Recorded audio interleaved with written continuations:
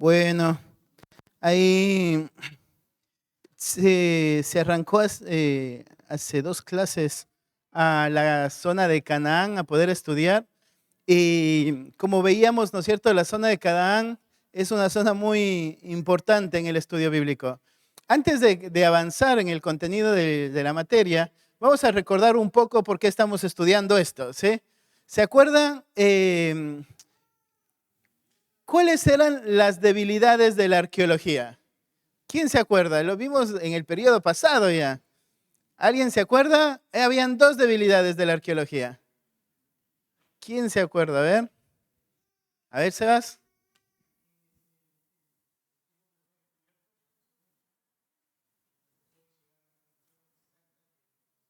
Las evidencias son limitadas. ¿Sí? Las evidencias son limitadas. No se ha tenido el 100% de lo que se ha estado buscando. Siempre lo que hace la arqueología es excavar por sectores y avanzan a un siguiente sector. Entonces no se ha encontrado el 100% de lo que se ha ido buscando. Entonces las evidencias son limitadas. Nunca se ha llegado a encontrar el 100% del hallazgo, sería. ¿Sí? ¿Qué otra limitación tenía? Una más, una limitación más. La evidencia tiene que ser interpretada.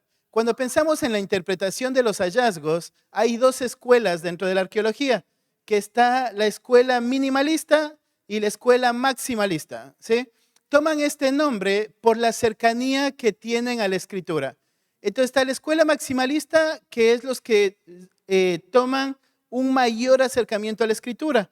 En esta escuela están muchos arqueólogos que están buscando desde el lado del cristianismo, ¿sí? Y está la escuela minimalista, que es la escuela que va, perdón, al revés, que es la escuela que está lo más lejano al texto.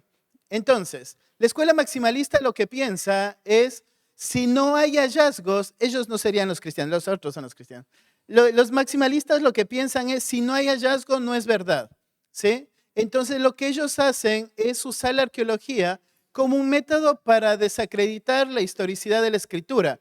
Ellos tienen mayor acercamiento al texto bíblico, pero para desacreditarlo, ¿sí? En cambio, la escuela minimalista toma una distancia del texto bíblico porque lo que ellos piensan es la arqueología no va a negar la historicidad de la escritura, la arqueología solamente va a ir confirmando hechos históricos, ¿sí? Entonces, estas dos escuelas son, cuando pensamos en la interpretación de la arqueología, tenemos estos dos puntos. Los maximalistas que se acercan mucho al texto bíblico para decir, si no hay arqueología, no es verdad. Y los minimalistas que se alejan del texto bíblico para pensar la escritura es verdad y la arqueología solamente ayuda a darle más historicidad, a entender el tiempo, las culturas, etcétera. ¿Sí? Entonces tenemos estas dos escuelas en la interpretación de la arqueología. Les digo esto porque una de las razones por las cuales se busca tanto hallazgo en la arqueología es porque lo que se ha querido desacreditar es la historicidad de la escritura. ¿Por qué es importante poder afirmar la historicidad de la escritura? ¿Qué piensan? ¿Por qué era importante afirmar la historicidad? ¿Se acuerdan? ¿Qué es historicidad de la escritura?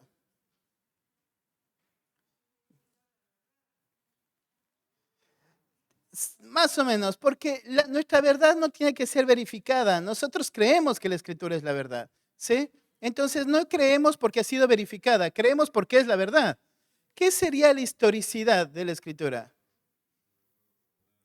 Ajá. Sí, no. Lo que marca es, ¿no es cierto?, que todo lo que vemos en la escritura no sucedió al lado de la línea histórica de este mundo, sino que realmente cada evento ocupó un lugar en la historia. Lo que va a marcar, ¿no es cierto?, es que las historias que nosotros vemos en el Antiguo Testamento y en el Nuevo Testamento no son solamente como las fábulas de Isopo, ¿no es cierto? Historias que les contamos a los niños para traer una moraleja. No son fábulas, son hechos históricos. Entonces la arqueología lo que nos ayuda solamente es a poder poner en el punto histórico de la historia, ¿sí? Entonces cuando pensamos en la escritura, lo que debemos entender es la escritura no está alejada de los hechos históricos. La escritura ocupa un lugar en todos los hechos históricos ¿sí? Entonces la arqueología muchas veces nos ayuda a eso, a poder mirar la parte cultural, ¿verdad? La parte de instrumentos que utilizaban. Hoy vamos a ver, por ejemplo, cuando vamos avanzando en Canaán, cómo el Señor fue soberano en la historia de Canaán, porque preparó todos los escenarios para que Abraham pueda ingresar de la tierra y para que Jacob pueda salir de ahí y entrar a Egipto. Entonces vemos en la historia cómo la mano soberana de Dios se fue moviendo a favor de su pueblo constantemente. Entonces, cuando pensamos en todos los hallazgos que la arqueología nos puede dar, tenemos que verlo desde ese punto de vista. La arqueología no nos confirma que la historia es verdad. ¿Sí? Nosotros entendemos que la palabra es verdad y creemos que la palabra es verdad. Entonces no nos acercamos para confirmar si fue cierto o no. Lo que la arqueología hace es sumarnos datos al hecho que nosotros lo entendemos como verdad. ¿Sí? ¿Se entiende? ¿Alguna pregunta en cuanto a eso? Voy a esto porque cuando pensamos en Canaán, una de las cosas que tenemos que ver es que va a ser una de las tierras más estudiadas después de Mesopotamia. ¿Sí?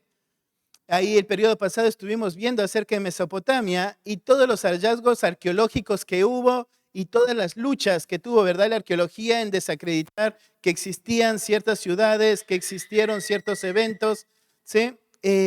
Pero acá en Canaán va a suceder algo similar, porque una de las cosas que se enfocaban que se van a enfocar acá en Canaán, va a ser el poder desacreditar que Moisés realmente, con la vida de Moisés realmente concuerda con los hechos históricos de Canaán, ¿sí? Porque una vez que se desacredite la autoría, se desacredita toda la ley, y si desacredita toda la ley, se va a desacreditar todos los momentos donde se menciona la ley.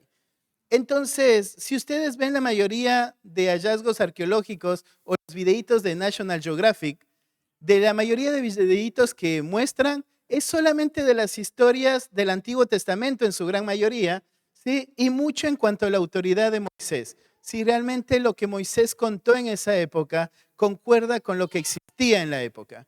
Entonces, eso vamos a ver mucho, ¿sí? Pero vamos a arrancar aquí con Canaán. Y este va a ser uno de los lugares que va a ser muy estudiados por la arqueología. Durante mucho tiempo los arqueólogos ateos han intentado desacreditar muchos de los eventos del Antiguo Testamento. Si ustedes miran, por ejemplo, el videíto de Sodoma y Gomorra de National Geographic, el antiguo con el actualizado, vos te das cuenta que detrás de toda la investigación se muestra mucho la creencia del que está investigando. Entonces, por ejemplo, los nuevos videitos, no es un creyente el que lo investiga, pero tomó la postura minimalista, donde él piensa, arranquemos afirmando que lo que dicen los creyentes es verdad. Entonces basa toda su investigación tratando de encontrar todos los eventos que afirmarían que ese evento fue real. Entonces empieza a mirar dónde está ubicada Sodoma y Gomorra, que vamos a ver más adelante, y todas las cosas que concuerdan con el relato bíblico. Pero si miran el video antiguo de National Geographic, ellos van a ponerse desde el otro aspecto, donde todo lo que dicen de Sodoma y Gomorra nunca pudo suceder. Entonces van a mirar, ¿no es cierto?, cómo ellos tratan de representar los ángeles, cómo ellos tratan de representar los eventos, y lo presentan como si fuera una fábula, ¿sí? Y entonces ustedes se dan cuenta en cómo aún es el mismo programa, es la misma historia, hay dos puntos diferentes de interpretación. Entonces, durante mucho tiempo, esta zona ha sido muy atacada por todo lo que es excavadores ateos, porque lo que se quiere desacreditar es todos los hechos, por un lado, milagrosos que sucedieron en el Antiguo Testamento, todos los hechos sobrenaturales que sucedieron en el Antiguo Testamento y la autoridad de Moisés, ¿sí? Entonces, por ejemplo, cuando este hombre estudia acerca del diluvio, él lo que va a hacer es investigar en qué otras zonas se habla acerca de esta misma historia, en qué otros países se contó la historia del diluvio. Entonces él arranca con la presuposición de que creamos que la palabra de Dios es la verdad, ¿sí? Y que el diluvio realmente sucedió. Entonces empieza a buscar en qué otros lugares se contó la misma historia, ¿sí? Y él va a basar cada historia de acuerdo a la deidad de ese país. Entonces lo que él termina asumiendo es el diluvio pudo haber existido, pero todos cuentan acreditándole a su propio Dios. Entonces es un evento más para el cristianismo. Entonces no afirma que la Biblia es verdad, afirma que es una fábula más que está en todos los otros continentes, ¿sí? Entonces es el problema de la arqueología. La arqueología, como creyentes, no nos afirma que es cierto la verdad. La arqueología nos da los detalles. La arqueología nos ayuda, ¿no es cierto?, a mirar realmente si todos están contando la misma historia, es natural. Porque la tradición oral era lo que había en ese tiempo. Si toda la gente está contando lo mismo, eso es lo que pudo pasar. Los más cercanos al evento contaron la misma historia y más adelante se le acreditó a su propio Dios. Entonces es natural que cada tierra lo acredite a su propio Dios, ¿sí? Pero hay algo que sucedió, el evento tuvo que haber sucedido una primera vez para que luego se pueda esparcir la historia. Entonces lo que nosotros entendemos es, esta fue la primera vez, ¿sí? Los que contaron la historia fueron los que vivieron la historia. Y si vamos a la línea del tiempo, fue Noé y su familia los que vivieron la historia. Entonces, este principio, ¿no es cierto?, del primer relato es el que nos ayuda a entender por qué todas las civilizaciones las cuentan. Sí, hubo alguien que lo contó por primera vez. Y entonces volvemos al relato histórico, ¿sí? Cuando pensamos en Canaán, lo que tenemos que mirar es que aquí en Canaán va a suceder muchos eventos. Dentro de todos estos eventos, si ustedes miran cualquier libro de arqueología bíblica, el de Pfeiffer es muy bueno, van a ver que muchas de las excavaciones y todo lo que han hecho se refiere a esta primera etapa, ¿sí?, de Canaán, que es la edad de bronce. Cuando pensamos en la historia de Canaán, va a estar dividido por edades, ¿sí? Y todas va a estar como una edad tardía, una edad temprana, una edad media y una edad tardía. Nosotros vamos a mirar la edad de bronce de Canaán. Oh, yo no sé cómo manejar este. Yo tengo una línea de tiempo que siempre la uso, que a mí me ayuda mucho para lograr entender qué tiempo abarca la edad de bronce de Canaán. Recuerdan que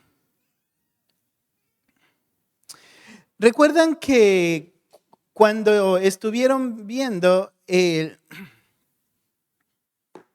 apaga solito, es como los tablets que se apagan después de cierto tiempo.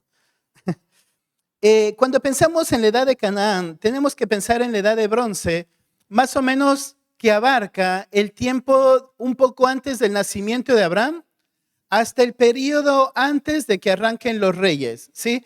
Todos los eventos que suceden en esa época va a abarcar la edad de bronce de Canaán. Una vez que entra la época de reyes, va a cambiar de edad, ¿sí? Entonces lo que vamos a estar viendo en este tiempo es la edad de bronce.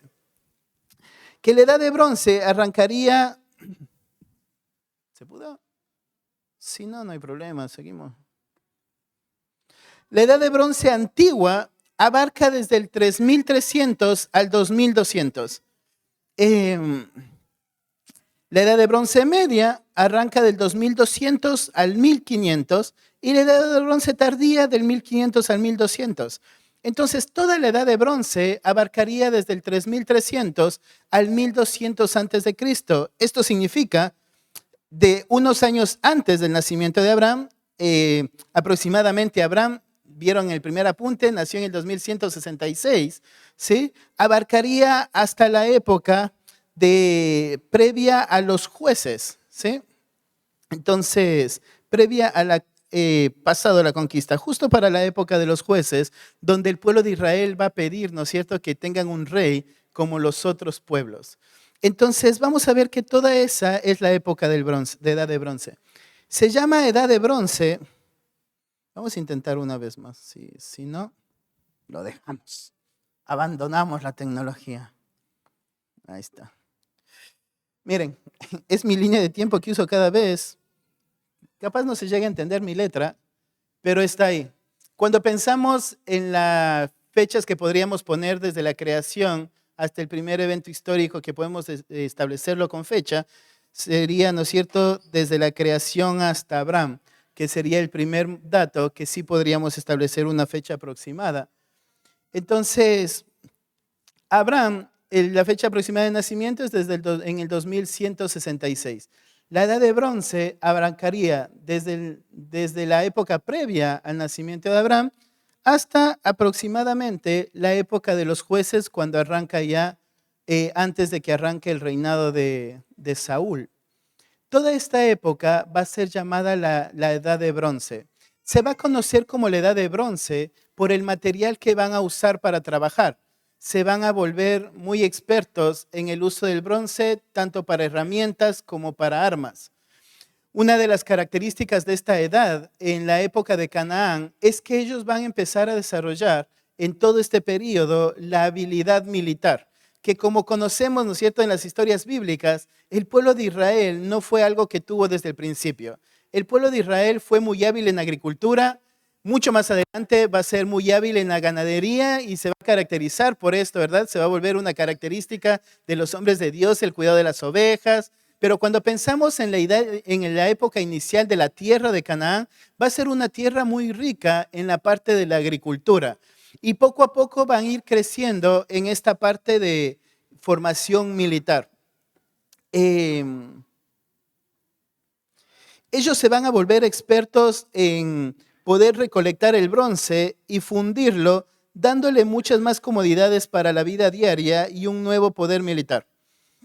La época de bronce se va a dividir en la edad de bronce antigua, dijimos, que corresponde a toda la época previa al nacimiento de Abraham. La edad de bronce media, que va a referirse desde un par de años antes de que Abraham nazca hasta, ¿no es cierto?, Jacob.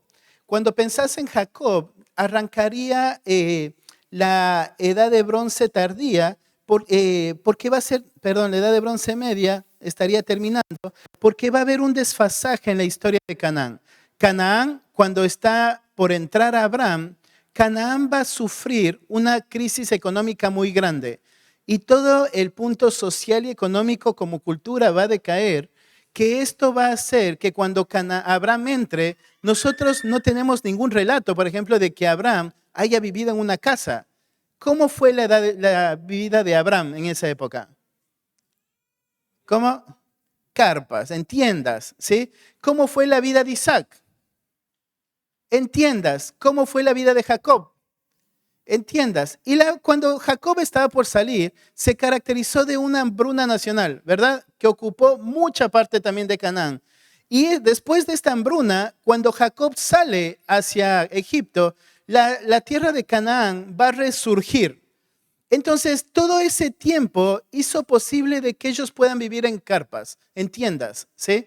Por toda esta crisis económica que sufrió Canaán, le fue posible a Abraham entrar, habitar sus generaciones, y le fue posible a Jacob salir y ser recibido sin ningún problema, ¿sí? Cuando Jacob viene y es recibido en Egipto, él va a ser recibido con asombro, porque nunca habían visto a alguien que venga de esos lados que tenga tanta edad. Entonces el faraón lo va a recibir con mucho asombro y vemos en el relato bíblico que él le pregunta, ¿no es cierto?, ¿cuántos son los años de tu vida? El faraón está asombrado. En Egipto nunca habían visto a alguien con tanta edad. ¿Sí? Egipto tenían, ¿se acuerda?, un promedio de vida muy corto. ¿Se acuerdan cuánto era el promedio de vida? ¿Cuánto? 35 años, un poco más. ¿Sí? Las mujeres vivían un poco más. Pero imagínate, viene Jacob y es un hombre ya grande y el faraón se asombra, ¿sí? Se asombra de alguien con tanta edad. Entonces, cuando pensamos en la edad de bronce, va a abarcar todo esto y vamos a ver la mano soberana de Dios. Yo siempre les digo en la clase que una de las cosas de ir viendo mundo antiguo es poder pensar en cómo Dios va armonizando todos los eventos. No hay nada que haya sucedido contra el pueblo de Israel o a favor del pueblo de Israel que no haya tenido un propósito divino.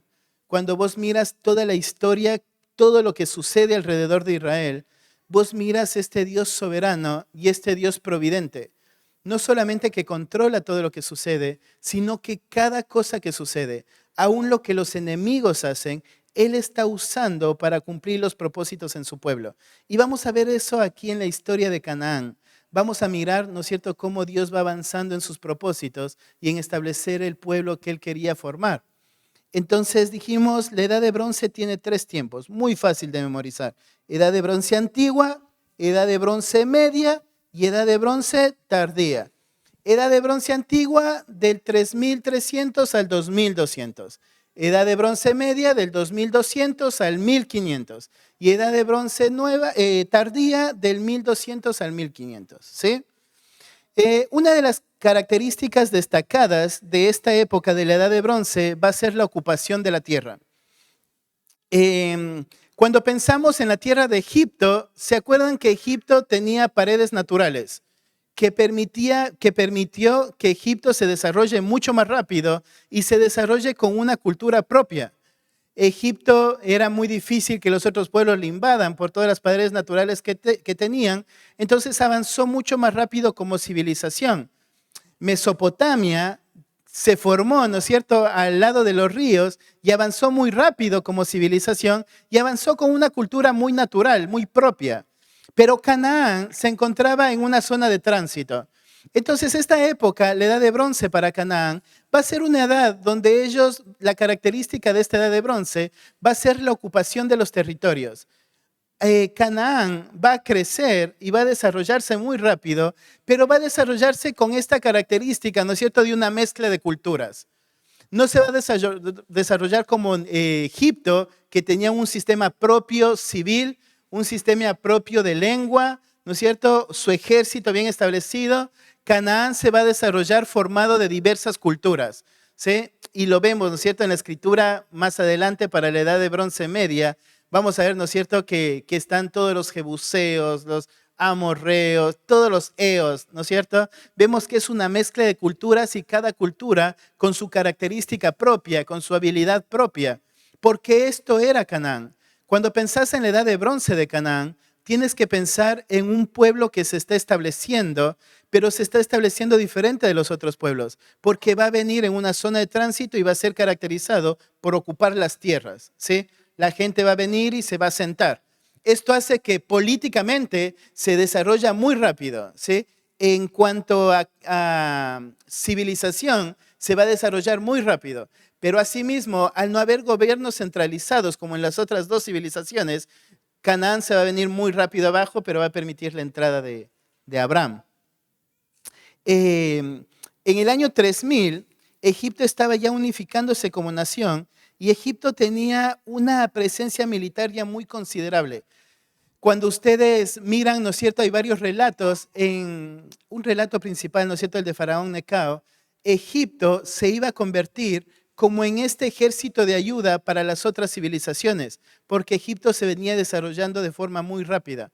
Cuando ustedes piensan en Moisés habitando en Egipto, ¿sí?, Moisés adquirió mucho conocimiento militar en Egipto y cuando forma al pueblo de Israel en el libro de Números, lo va a formar con esta estrategia militar adquirida en Egipto. Lo va a formar como él lo aprendió. Entonces Egipto, para la época cuando entra Moisés, Egipto, ¿no es cierto?, va a estar ya muy desarrollado militarmente. Egipto políticamente va a estar desarrollado. Cuando entra José a Egipto, Egipto ya se había desarrollado muchísimo. Imagínate, para el año 3000, que es el inicio de la edad de bronce, la edad de bronce antigua, Egipto ya tenía un poder militar establecido en las naciones. Así que muchos pedían ayuda a Egipto cuando había situaciones en el lado de Mesopotamia. Las cartas venían a Egipto a pedir por ayuda, ¿sí? Egipto tenía un poder militar establecido, muy desarrollado para el año 3000. También en Canaán las urbanizaciones fueron creciendo, se establecieron aproximadamente en esta época inicial 40 ciudades fortificadas que iban a dominar toda la región. La arquitectura pública comenzó a desarrollarse. En todas las civilizaciones vemos que hay características que establecían la arquitectura pública. Era un gobierno centralizado, un templo, ¿no es cierto?, donde adoraban a su propio Dios. Entonces, lo que hacía, ¿no es cierto?, una cultura, lo que le convertía en esta civilización, era toda esta organización que el pueblo empezaba a tener, su propio código civil, su lengua establecida, su gobierno establecido, y Canaán en esta época va a desarrollar mucho de eso. La urbanización en Canaán se va a desarrollar muy rápido, pero dijimos, ¿no es cierto?, va a ser una urbanización mixta, donde es fruto de todos los que van ingresando a Canaán, pero va a tener un desarrollo bastante rápido en esta edad de bronce temprana, ¿sí? Sin embargo, ¿no es cierto? Lo que debemos tener en mente es, va a haber puertas, que era la característica de las ciudades grandes, excepto de Egipto, que tenía su propia pared natural. Más adelante le van a llamar la pared del príncipe, por donde entraban, ¿no es cierto?, Egipto. Pero van a tener sus torres, sus templos, palacios, graneros públicos. Como les decía hace rato, la característica de Canaán en esta época inicial va a ser la agricultura, ¿sí? Entonces, pero para el año 2300 y 2000 va a haber una caída muy grande en el sistema urbano de Canaán. Toda la región va a colapsar. Muchos de los arqueólogos, si ustedes miran, les recomiendo si alguno puede conseguir el diccionario arqueológico de Pfeiffer, es muy buena, es muy, muy bueno. Y él marca esto, ¿no es cierto? Como hay muchos datos históricos que van a marcar este declive que hubo en Canaán. Muchos piensan que debido a situaciones climáticas, una de las desventajas sería de Canaán, a diferencia de las otras dos civilizaciones, era sus ríos. Canaán tenía ríos que iban siempre a producir porque Dios prometió eso, ¿sí? Pero el tamaño de ríos era muy pequeño comparado con lo que es el Nilo, ¿sí? Que cuando desbordaba lo que hacía, ¿no es cierto?, era volverle muy fértil a la tierra, y el Tigris y el Éufrates, que también desbordaba y las civilizaciones crecieron rápido ahí. Las condiciones climáticas de Canaán son muy cambiantes, como pudieron estar viendo las clases anteriores, ¿no es cierto? Las lluvias y todo, entendemos, son todo controlado por Dios, ¿no es cierto? Pero el clima era un clima muy especial. El problema, ¿no es cierto?, muchas veces es que estos cambios climáticos produjo mucha dificultad en la tierra de Canaán.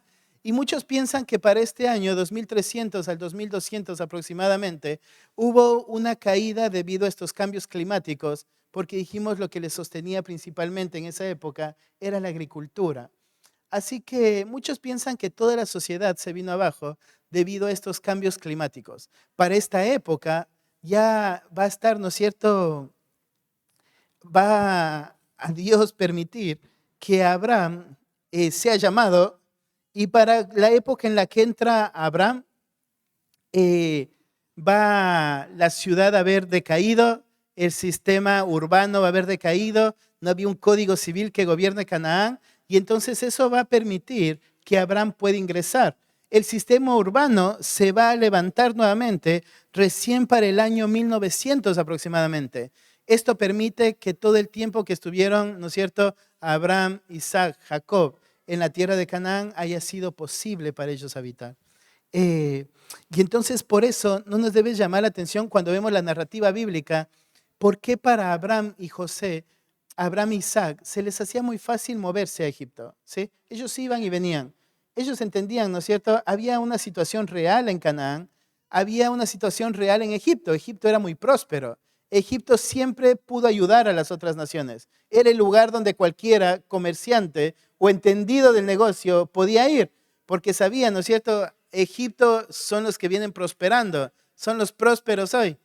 Entonces, nosotros vemos estas idas y venidas, ¿no es cierto?, de estos personajes, de Abraham, de Isaac, que va a haber mucha relación o interacción con el pueblo egipcio. No había un sistema establecido, entonces no había lo que llamaríamos hoy normas de extranjería, ¿no es cierto?, excepto que sí en Egipto. Por eso, ¿no es cierto?, cuando Abraham entra a Egipto, ¿cómo sabían todos los egipcios que Abraham entró? ¿Se acuerdan que había en Egipto? Que hoy sería nuestra migración, ¿sí? ¿Se acuerdan que había?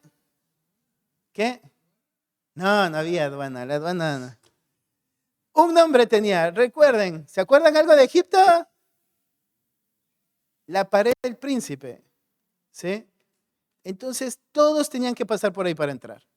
Entonces cuando Abraham entra con Sara, todos lo saben, ¿sí?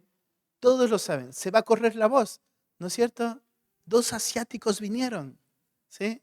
La esposa es muy linda y se va a correr la voz, se va a correr la voz. Él dijo que es su hermana, ¿verdad? Se va a correr la voz porque Egipto tenía muy establecido ¿quién entraba y quién salía? Canaán no, porque para la época de Abraham, Canaán no tenía esa ventaja. Canaán había caído, ¿sí? Entonces la gente entraba y vivía, ¿sí? Lo que serían los tomas, ¿no es cierto? Algo así era para la época.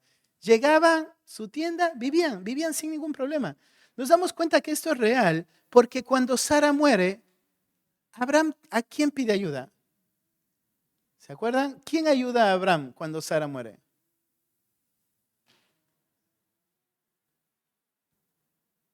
¿Quién le da a Sara a Abraham?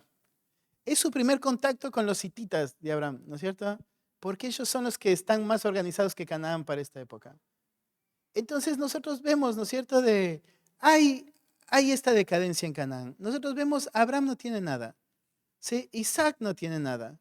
Jacob empieza ya a establecer su familia, pero viene esta crisis y se va.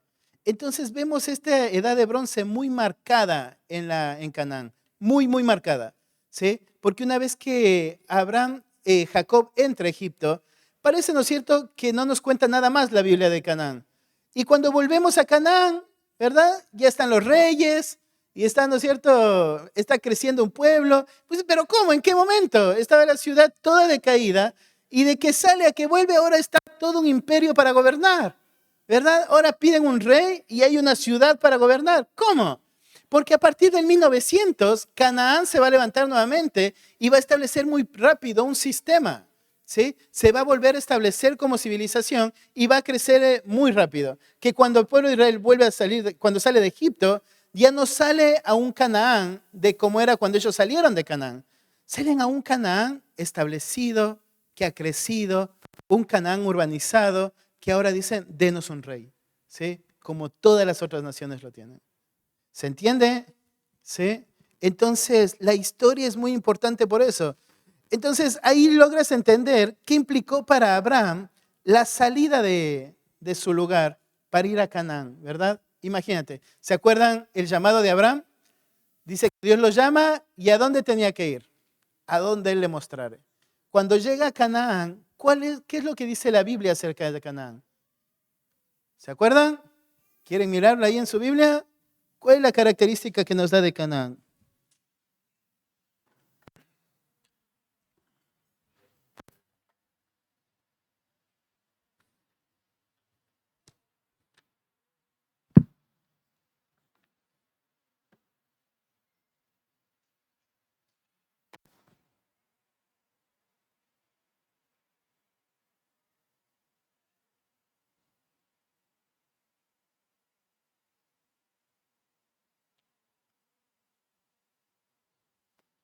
¿Cómo era la zona cómo era la situación en la región?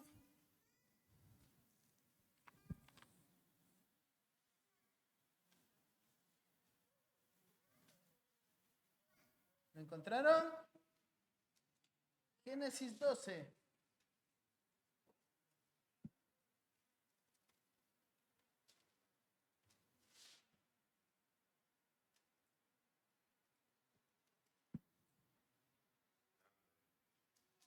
Era mucha el hambre. ¿Sí? Era mucha el hambre. ¿Qué había pasado entonces? ¿Por qué era mucha el hambre en toda esa región? ¿Qué había pasado? ¿Se acuerdan? Hubo una decadencia, ¿sí? Todo el sistema se había venido abajo. Todo el sistema urbano había colapsado. Y entonces, imagínate para Abraham. Dios le dice, ve a donde te indico. Llega al lugar donde Dios le indica y no era el lugar que había dicho Dios, ¿no? ¿Cómo era el lugar? ¿Qué le había ofrecido para su generación? ¿Sí? Un lugar que fluye leche y miel, ¿verdad? Haré de ti una descendencia grande, numerosa, como estrellas en el cielo. Y llega a Canaán y ve un sistema colapsado, ¿sí? Ve una hambruna grande. Entonces imagínate, era la prueba más grande para la vida de Abraham, porque Abraham no llegó al lugar que él pensaría, ¿no es cierto? Esta es la tierra prometida. Están todas las condiciones ideales para habitar. Aquí es donde nos va a traer el Señor. Imagínate lo que pasó en la mente de Abraham. ¿Sí? Esta es la tierra prometida. Esta es la tierra prometida, una tierra colapsada. ¿Sí? Estaba Abraham en Canaán. Estaba Abraham en Canaán, la tierra colapsada, era mucho el hambre en Canaán. Y ahí le llevó el Señor y le dijo, esta es la tierra que te dará a ti y a tu descendencia. Pero ¿cómo? ¿Sí? Es un juego, Señor, ¿verdad? Es la prueba más grande de fe para Abraham. Va a ser esta prueba. Y cuando Moisés cuenta la historia del pueblo de Israel, Moisés le cuenta para mostrar cómo vive el hombre de fe en la tierra prometida. ¿Sí? Entonces, cuando pones la historia en el relato bíblico, no te dice, esta historia sí fue verdad. Lo que te ayuda a pensar, ¿no es cierto?, es, ahora entiendo un poco más. Porque ahora entiendo, ¿no es cierto?, que el llamado de Dios no siempre es llevarte a lo que te parece ideal para vos, ¿verdad? El llamado de Dios para Abraham fue llevarle a un lugar que estaba caótico, que estaba decayendo todo. Un lugar donde lo que le tocaba era vivir en tiendas. ¿Sí? Eso era el lugar donde le llevó Dios. Pero quería trabajar en su fe. Y una veces nos cuesta, ¿no es cierto?, pensar, este es el Dios soberano. ¿Por qué no pensaría, ¿no es cierto? ¿No pudo haber mejores condiciones? Sí, hay mejores condiciones. Porque luego al pueblo de Israel le promete algo diferente, ¿verdad? Cuando vemos el primer hombre llamado por Dios, de quien iba a salir toda la descendencia, llegó a un Canaán que no tenía nada de lo que Dios decía.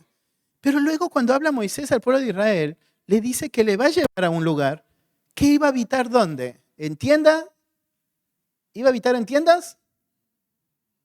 No. ¿En qué iba a habitar? Fuerte, sin vergüenza. Que lo digan fuerte sin ninguna vergüenza. ¿Qué? ¿En dónde iba a habitar? ¿Se acuerdan la promesa? ¿Qué?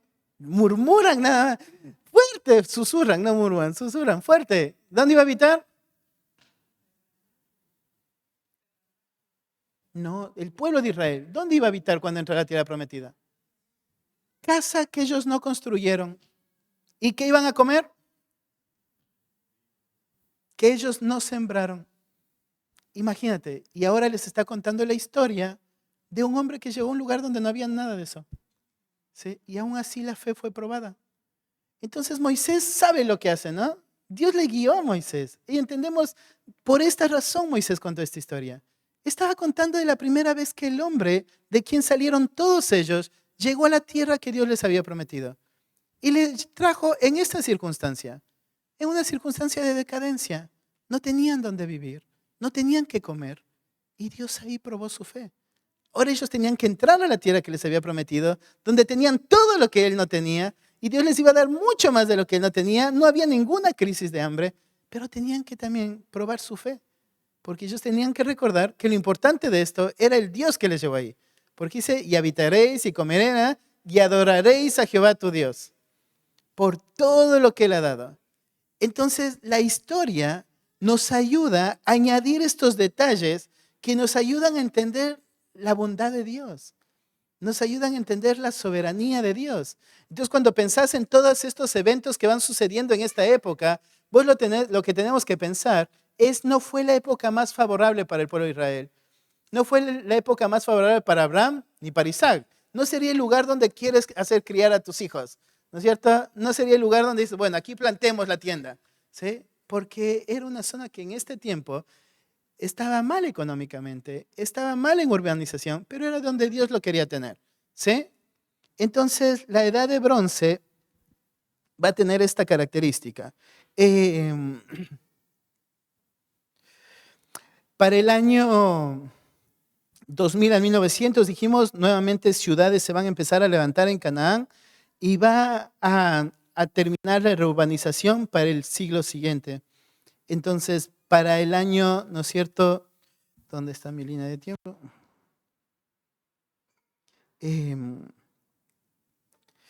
Para la época cuando ellos salen de Egipto y viene la época de la conquista, Canaán se va a ver reurbanizado completamente y se va a estar establecido códigos civiles muy firmes. Que esto hizo posible, ¿no es cierto?, que ahora Canaán pueda tener un rey. ¿Sí? Que ahora el pueblo de Israel, cuando habita esta tierra, pueda tener un rey, puede exigir el rey y pueda tenerlo. Porque ahora este rey iba a tener que gobernar. Y entonces olvidaron la historia de Abraham, ¿sí? Olvidaron que al entrar a la tierra, lo que tenían que entender es qué Dios les llevó a la tierra y lo que Dios pedía de ellos en esta tierra. Lo olvidaron muy pronto como entraron a la tierra. ¿Sí? Pero eso sería una de las características de esta época. Em, Cuando empieza la reurbanización, vemos que esto cada vez podía haber dificultado la vida de Jacob y su familia en esa tierra, porque ellos venían, ¿no es cierto?, de una forma de vida muy, de los que se mueven de acá para acá, muy nómade, ¿no es cierto? Y entonces ahora está toda una civilización restableciéndose, que entonces toda civilización cuando se establecía traía todas sus normas, ¿no es cierto? Y sus acuerdos, y entonces vemos que fue oportuno el momento donde sale Jacob, ¿sí? Fue guiado todo por el Señor. Cosas que nos llaman la atención de esta época y sería Sodoma y Gomorra, como decíamos al principio. Una de las, bueno, ahí que ustedes, si tienen el mapita ahí en su apunte, el mapita que les dio al principio, Mati, si ustedes amplían, está el Mar Muerto. Ven que el Mar Muerto tiene una como lengüita para arriba, como un cuernito para arriba. ¿Sí? ¿Lo pueden ver? Bueno, yo puedo ampliarlo acá el mapa. Ustedes no, sí, los que tienen el celular pueden ampliar también. Pero ahí en el Mar Muerto, ustedes ven que se hace como un cuernito para arriba. En ese cuernito para arriba es donde la mayoría de arqueólogos establecido el desarrollo de Sodoma y Gomorra. ¿Sí? Entonces, esa es la zona que podemos mirar. Digo esto porque una de las cosas que han sido muy cuestionadas de esta narrativa es la existencia de Sodoma y Gomorra. La razón por la cual es una de las razones por las que ha sido cuestionada es porque una de las cosas que pasa con Sodoma y Gomorra, que fue lo que Dios prometió, ¿no es cierto?, es que es un lugar donde no hubo nunca más algo que identifique a Sodoma y Gomorra. No se volvió a establecer una nueva civilización que represente, no se volvió a construir ahí nada más, simplemente se convirtió en un monte que se fue cada vez salinizando, se dice, como llenándose de sal y volviéndose duro. Entonces, mucho de esa zona hoy en día es una llanura muy sólida. Este nuevo arqueólogo que les digo que hace estas nuevas investigaciones, la razón por la que piensa y afirma lo que muchos en otros años ya habían confirmado, que esa puede ser la zona, es por las cosas que han ido encontrando. Por ejemplo, él sería de los primeros arqueólogos que afirma que hubo esta posibilidad de que Sodoma y Gomorra haya sido destruida con algo similar al relato bíblico. ¿Por qué? Por lo que encuentran dentro de las cavernas que están ahí, las grietas que se han formado. Ellos encuentran mucho material que sigue siendo flamable, ¿sería o inflamable? Flamable. Lo parten, son como piedras que lo parten, prenden un fósforo y se prende la piedrita. Y entonces ellos dicen, son cosas que han venido quedando de un evento que en algún momento sucedió. También lo que ellos piensan que que se puede afirmar el relato es porque durante mucho tiempo se ubicaba Sodoma y Gomorra en una parte más abajo donde había como un hueco. Entonces ellos decían, no fue fuego que descendía del cielo, fue un meteorito que chocó contra la zona. ¿Sí? Entonces durante mucho tiempo establecieron que esa zona ubicada ahí es el huequito que encontraban ahí, es el meteorito chocando contra la Tierra. Lo que marca este arqueólogo es que aun si fuese un meteorito, lo que es llamativo es que aún el meteorito coincida con los eventos narrados en la Escritura. Sin embargo, el nuevo arqueólogo lo que va a marcar es que lo que pudo haber pasado, para la fecha marca una venida de un meteorito que se desprendió en muchos pedazos y que ese pudo haber sido el fuego, ¿sí? La lluvia de fuego sobre Sodoma y Gomorra. Una de las cosas que sucede muchas veces en nuestro corazón es que pensamos, ¿no es cierto?, que si el evento se puede explicar, entonces ya no es una mano de Dios, ¿no es cierto? Y creo que es ahí donde tenemos que luchar un poco en nuestra mente, porque aunque se pudiera explicar el evento, que sucede en el momento preciso cuando Dios dijo que iba a suceder, es un hecho controlado por Dios y sigue siendo sobrenatural, ¿sí? Cuando piensas, por ejemplo, en Nínive y todo lo que los arqueólogos han venido encontrando este tiempo, hoy pueden explicar mucho y dan muchas razones de por qué sí pudo suceder, lo que el relato bíblico dice y lo afirman, ¿sí? Y uno dice, bueno, entonces ya no fue un milagro, ¿no es cierto? Ellos lo pueden explicar y no, sí. El que se puede explicar no quita que haya sido un milagro, porque ellos hicieron esto, no es que, ¿no es cierto?, se sentó el líder y dijo, hagamos esto. Si nosotros calculando, ¿no es cierto?, la densidad de la pared y la forma en cómo está construida la ciudad, corremos alrededor, ¿no es cierto? En 7 días va a pasar esto, hagámoslo, ¿sí? En ningún momento hubo esa charla, ¿verdad? ¿Perdón? Jericó, perdón. ¿Sí? ¿Y cómo, entonces, por qué ellos lo hicieron? Porque Dios lo dijo que lo hagan, ¿sí? Dios dijo, háganlo, háganlo. Lo hacen, ¡pum!, la ciudad se viene abajo. ¿Ellos sabían que esto podía pasar? No, ¿verdad? Y hoy la ciencia lo puede explicar, ¿sí? Hoy pueden, con la arqueología, explicar cómo es que eso sí pudo suceder. Hace muchos años decían eso era imposible que suceda. No pueden gritos, ¿no es cierto? Y la caminata de la gente provocar esto. Y hoy dicen sí puede provocar. Por la cantidad de gente caminando todo este tiempo alrededor, las vibraciones que producen, la ciudad, ¿no es cierto?, edificada sobre diferentes plataformas, sí pudo suceder. Pero eso no quita que haya sido milagroso, ¿verdad? ¿Por qué no quita que haya sido milagroso? ¿Qué? Porque Dios lo hizo. Dios decidió cómo hacerlo. Y Dios decidió que sea de esta manera. Porque Dios conocía lo que el pueblo no conocía. Dios sabía de qué forma la ciudad podía caer. Solo Él lo sabía. El pueblo no sabía. Y entonces sí es milagroso. Lo mismo con Sodoma y Gomorra, ¿no es cierto? Si dijéramos, ¿no es cierto? Sí fue eso. La lluvia de fuego que Dios dice, sí fue eso. ¿Verdad? Sí, puede ser. Pero no quita lo milagroso. Porque solo Dios pudo haber hecho que suceda en ese momento. Solo Dios pudo hacerlo. Solo Dios pudo haber hecho que una vez destruida la ciudad, nunca más se levante. Solo Dios pudo haber hecho que lo que Él dijo que iba a pasar con Sodoma y Gomorra se cumpla. Nunca más iba a ser habitada. Nunca más iba a ser levantada. Iba a quedar para testimonio de lo que Dios podía hacer. Juicio contra Sodoma y Gomorra hasta el día de hoy. ¿Sí? Eso sí es Dios. Entonces no importa si alguien puede explicarlo. No importa si la arqueología encuentra la lógica y dicen así sucedió. Porque las promesas de Dios se cumplieron. La palabra es verdad. Nadie puede desacreditar eso. Y entonces cuando pensamos en Sodoma y Gomorra, durante mucho tiempo pasó eso. Dijo, esto no existe. Y si no existe, entonces si esta historia es fábula, todas las historias son fábula. Y aun si hoy no se encontrara nada, nosotros podemos pensar, es verdad. ¿Por qué pensamos que es verdad? Si no se encontrara absolutamente ningún rastro de que esto existía. Porque la Escritura lo dice. Y si la Escritura lo dice, es verdad. ¿Sí? Es verdad. Lo que hoy podemos afirmar es, ocupó un tiempo en la historia. ¿Sí? Miren, es verdad. Porque capaz no están de acuerdo con que sucedió así, pero bien que la ciudad sí existe.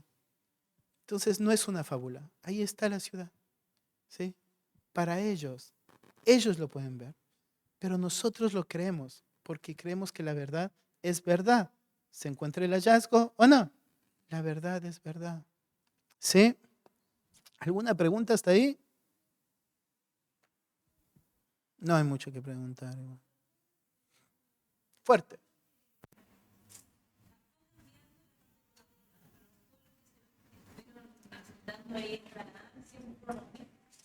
O digamos que la de bronce, tardía, temprana, pero siempre formado, digamos, ¿cómo se fue cambiando? No, fueron cambiando, porque por ejemplo vos miras los hititas y los hititas no siempre fueron establecidos en una zona. Los hititas serían de las civilizaciones que se fueron moviendo. Por ejemplo, vos vas a ver, si miras los hititas a lo largo de la historia, hubo un tiempo donde estuvieron asentados para la zona del Sinaí, otro tiempo estuvieron asentados para el otro lado de Mesopotamia, donde sería después los medos y los persas, en otro tiempo estuvieron para el norte de Canaán, se fueron moviendo. Canaán pasó lo mismo, era un territorio intermedio. Entonces, durante mucho tiempo hubo mucho movimiento de población. Lo que fue pasando en Canaán es que se fueron desarrollando estos pueblos. Entonces, vos miras, ¿no es cierto? Ahí nomás lo que es edad de bronce tardía y la nueva edad que vamos a ver. ahí ya hay pueblos establecidos y afirmados. Entonces, vos sabés, durante este tiempo de colapso hubo mucho movimiento de gente, pero después cuando se va a reurbanizar, se van a establecer ya todos estos pueblos que después vamos a conocer, que son los que Dios va a mandar a destruir. Pero durante esta época hubo mucho movimiento de gente, por eso hay presencia de hititas en Canaán durante esa época. Sí, sí, sí.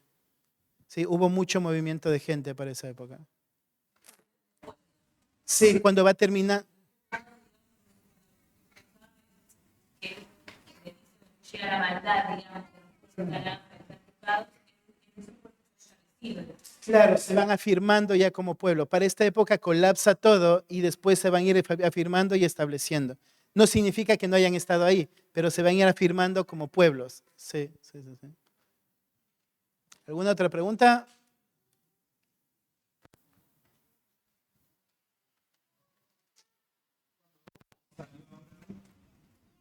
Él ya conocía la parte de Canaán. Él tenía una visión de que Canaán estaba bien cuando se ve. Claro. Canaán para la época formaba parte de la ruta comercial, sería hoy, ¿no? El término que usaríamos. Era parte de la media luna fértil. O sea, todo comerciante sabía que tenía que salir del sur de Mesopotamia, pasar por Canaán y llegar a la entrada de Egipto. Esa era la mejor ruta para el comercio. Entonces, Abraham era comerciante. Abraham sabía hacia dónde iba. Sabía el camino que tenía que seguir. Entonces, cuando vos ves que Dios le mueve a Abraham para donde va, no agarra y va derecho. Él sigue la ruta que siempre siguió. Abraham era comerciante, su clase social era esa. ¿No es cierto? Entonces, Abraham conocía la ruta y conocía este Canaán que era bueno para el comercio. Este Canaán provechoso, rico en agricultura, ¿no es cierto? Donde tenía armamentos, herramientas. Es la época de bronce de Canaán, ¿no es cierto? O sea, ellos habían desarrollado mucho eso. Entonces, cuando él llega a Canaán, no hay nada de eso. O sea, encuentra toda esta misma sociedad, pero colapsada. Sí, o sea, no es que no conoció nunca Canaán. Él había conocido el lugar. Claro, por eso una de las cosas, sí, perdón. Sabiendo que no hay nada, sino pensaba que había algo. Y cuando llegó, pues desconfiar. Ahí dijo que no había nada. Hay cosas que yo no podemos asumir de lo que pasó en el corazón de Abraham. Pero, por ejemplo, su fe fue probada cuando salió. ¿Sí? Porque lo que Dios le pide es que deje todo. Y ya pudieron ver, ¿no es cierto?, lo que era el Ur de Canaán de Abraham. ¿Se acuerdan que vieron en el periodo anterior? Abraham no era un hombre que no tenía nada y fue, bueno, total, acá no tengo nada, vamos y allá, no me va a costar nada no tener nada. ¿Sí? Tenía que dejar todo y todo para él era sus siervos, todo lo que ha venido trabajando todo este tiempo. O sea, yo hoy, el otro día, allá en la casa de Juancho, de este hombre comerciante de la selva, yo pensaba y le contaba la historia de Abraham, ¿no es cierto? Y le decía, mira, este hombre era parecido a vos, ¿cierto? Era comerciante, era alguien que vivía de eso. Y de su comercio se había hecho de muchas cosas, tenía siervos a su cargo. Entonces no era alguien que estaba arrancando en el comercio, era un comerciante, ¿sí? Y Dios le dijo, deja todo. Entonces ese primer deja todo era la muestra de fe de Abraham, ¿sí? Es la muestra de justicia de Abraham. Salgamos, hagamos lo que Él nos pide. Cuando llega a Canaán, va a ser la muestra de fe del hombre de Dios en la tierra prometida. Porque Dios no solo le pidió que deje todo a Abraham, sino que le lleva a un lugar donde no hay nada. Entonces, lo que el pueblo de Israel va a aprender con la vida de Abraham es así debería responder el hombre de Dios en la tierra prometida. Y la primera historia que cuenta Moisés de Abraham es lo que no debe hacer el hombre de fe, ¿no es cierto? De dudar de la providencia de Dios. Entonces, imagínate si cuentan tu historia y cuentan, ¿no es cierto? Dios va a probar la fe de Michael. Y lo primero que cuentan es, fracasó la fe de Michael. Entonces, cuando pensamos en la historia de Abraham, de él llegando a Canaán, llegando de donde él le ha prometido, y él piensa, no, vamos para Egipto, ¿no es cierto? Vamos allá y consigamos allá y busquemos la forma de conseguirlo y volvamos. Entonces, va a aprender el pueblo de Israel. Ellos tienen que llegar a la tierra prometida. Y tienen que llegar porque Dios les dice que va a ser así la tierra prometida. Y lo bueno de la tierra prometida es que Dios está con ellos en la tierra prometida. No todo lo que la tierra tiene. Porque un hombre llegó un día donde no había nada y aún así su fe fracasó. ¿Sí? Entonces, pero va a ser la prueba grande para Abraham, una de las pruebas grandes de su fe. ¿Sí? Pero yo no podría pensar, él fue a Canaán porque él sabía que era bueno Canaán, porque eso no nos relata el narrador. Pero el narrador sí pone énfasis de llegó al lugar y había mucha hambre en la tierra. Eso sí pone el énfasis el narrador. Y si el narrador pone el énfasis, él quiere que sepamos eso. Que lo que Abraham estaba observando era que era mucho el hambre. Y de ahí va a desarrollar la historia. Entonces tomó decisiones y entonces, ¿no es cierto? Dios tuvo que mover al faraón a decirle, vete de acá, toma el oro, toma todo lo que quieras, pero salí de acá. Entonces el narrador pone el énfasis. Sí. Pero no nos dice que Abraham salió porque sabía que allá estaban bien. Uh-huh. Como Abraham tenía visión de Canaán en ese momento, cuando él fue antes, no llegó a ver a otra cosa. El pueblo de Israel tenía conexión de Canaán, si llegar a Canaán, solamente era por fe. El pueblo de Israel sabía que lo que Dios le estaba diciendo era verdad. Eso es el hombre de fe. Todas las historias del Génesis que Moisés va a contar para mostrarle al pueblo de Israel cómo vive el hombre de fe en la tierra prometida.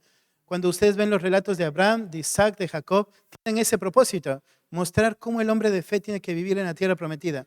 Entonces, después de escuchar todas estas historias, ellos van a seguir escuchando de Moisés, ¿no es cierto? Dios te prometió una tierra donde vas a vivir en una casa que vos no edificaste, donde vas a comer de plantas que vos no plantaste, donde vas a cosechar cosas que vos no sembraste. ¿Sí? Entonces, esa es la información que ellos tenían. Ahora, el último tiempo, Moisés está desde arriba, ¿no es cierto? Mirando la tierra prometida. Imagínate lo que era el corazón de Moisés. O sea, todo lo que él hoy venía contándoles estaba ahí, él estaba mirándolo. ¿Sí? Entonces, el pueblo de Israel, el último discurso de Moisés, está escuchando a la entrada de la tierra prometida. O sea, ellos sabían que lo que Dios decía era verdad. El problema fue la incredulidad, ¿no es cierto? Eso es lo que nos aclara Pablo también.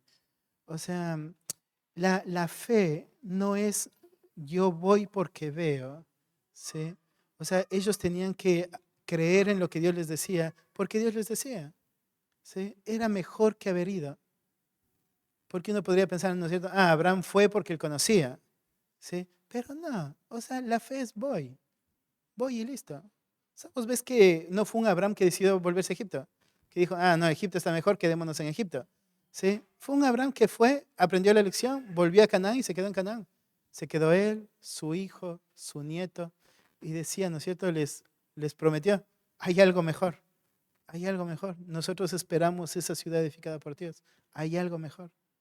Entonces, es la lección de fe, hay algo mejor. Sí. Es la prueba de fe. O sea, no es que se va porque puedes ver todo lo que hay. Ellos solo sabían, Dios nos lo está diciendo, nosotros tenemos que ir. Imagínate lo que implicaba una batalla. O sea, no es que entrabas a una tierra que estaba las casas limpias, ¿no es cierto? O sea, tenían que entrar y matar. O sea, tenían que entrar, matar y destruir todo lo que ellos tenían. Quemar todo lo que ellos tenían. Imagínate Canaán después de todas esas batallas, cómo estaba. Estaba todo lo que Dios les había dicho, pero todo lo demás también. O sea, ellos tenían que creerle a Dios. Todo el tiempo, si ustedes miran los relatos de Génesis, tienen que verlo de esa manera. Dios enseñándole al pueblo de Israel cómo vive el hombre de fe. Uh-huh. Sí. ¿Una otra pregunta?